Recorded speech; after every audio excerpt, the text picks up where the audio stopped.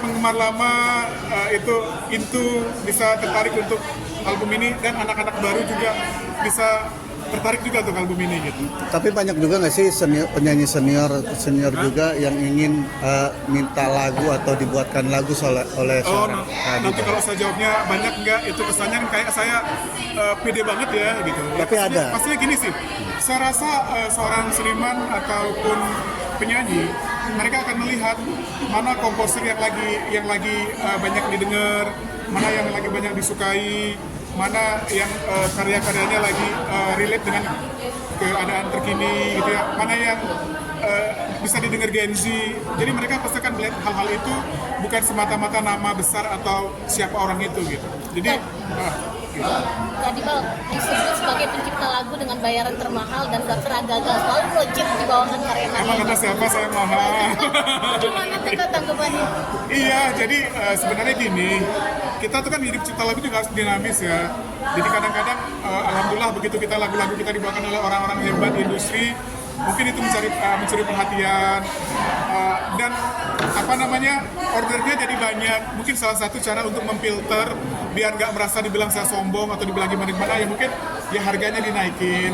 Mana yang paling tinggi harganya itu yang kita kerjain, mana yang duluan, mana yang harganya bagus itu kita kerjain. Tapi kalau nanti memang tiba-tiba sepi lagi, ya berapa aja oke sih gitu ya, fleksibel lah saya itu. Jadi kalau orang bilang saya itu mahal, bisa betul, bisa enggak gitu, tergantung situasi dan kondisinya.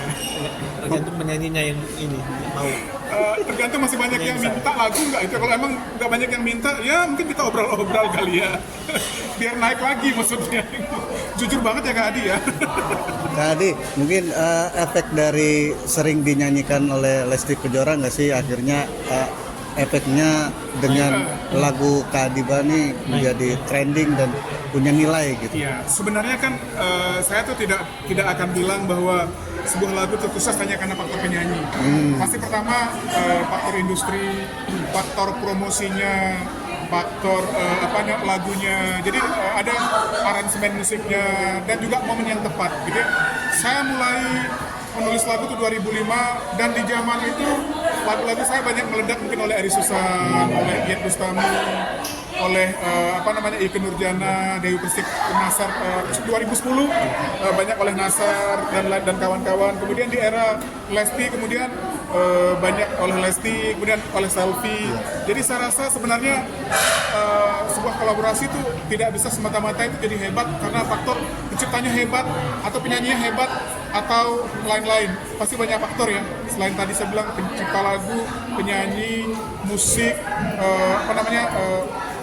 media tuh penting banget. Kalau emang media tuh sangat mudah membuat orang tuh penasaran, pengen tahu gitu ya. Makanya saya memang kemarin saya bilang kalau mau launching ini harus banyak medianya.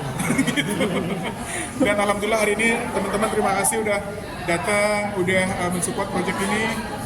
Dan terkait dengan tadi bilang Lesti, ya Lesti salah satu memang penyanyi yang bisa dibilang hampir semua lagu yang saya tulis untuk dia itu sukses, yaitu baik secara komersil dan juga secara penonton ya.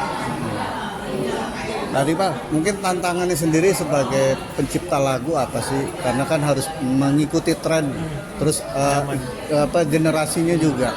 Enggak sih, kalau sekarang udah kayak gitu. Aku sekarang udah jadi pencipta lagu itu menurut aku sebuah berkah, sebuah hobi yang bisa menjadi pekerjaan. Jadi tidak ada tantangan bagaimana. Pasti gini, aku selalu bilang sama semua klien-klien yang pakai karya-karya aku bilang, lu jangan karena Adibal, begitu lagunya nggak cocok, kamu sungkan untuk bilang itu nggak cocok. Jadi sebenarnya kalau menurut aku, justru semakin kesini, semakin banyak bekerja sama dengan pihak lain, aku merasa semakin tidak ada tantangan. Berkarya itu sebuah petualangan seni lah gitu. Jadi kalau cocok, alhamdulillah, kalau enggak juga nggak ada masalah. Mungkin tadi Pak terakhir dari saya, ada musik yang menjadi kuncian nggak sih nantinya akan dibuat oleh seorang? Oh, sekarang tuh eranya musik itu sangat sinkronet ya, maksudnya determinasinya sangat luas. Sekarang kita tuh nggak bisa kayak dulu bahwa pencipta dangdut itu hanya dengerin dangdut, pencipta pop itu sekarang dengerin pop. Enggak, sekarang tuh kayaknya apapun lagi rame, kayaknya pendengarnya ikutan deh. Misalnya lagu pop lagi rame, ada versi dangdutnya, versi ininya, versi itunya. Jadi kalau menurut saya udah nggak musim, era-era musik itu harus di kotak-kotakan. Sekarang kalau memang mau sukses, kita harus bisa masuk ke dalam semua genre, tapi tetap dengan mempertahankan idealisme yang kita punya. Gitu. Di mix lah. Tadi Bal udah menyiapkan satu lagu lagi untuk dinyanyikan lagi sama Lesti atau Lesti seperti apa? siap. Oh, lagu saya belum rilis, masih ada 3 sama Lesti. Oh masih ada. Kapan? Tungguin aja. Tahun ini? Tanya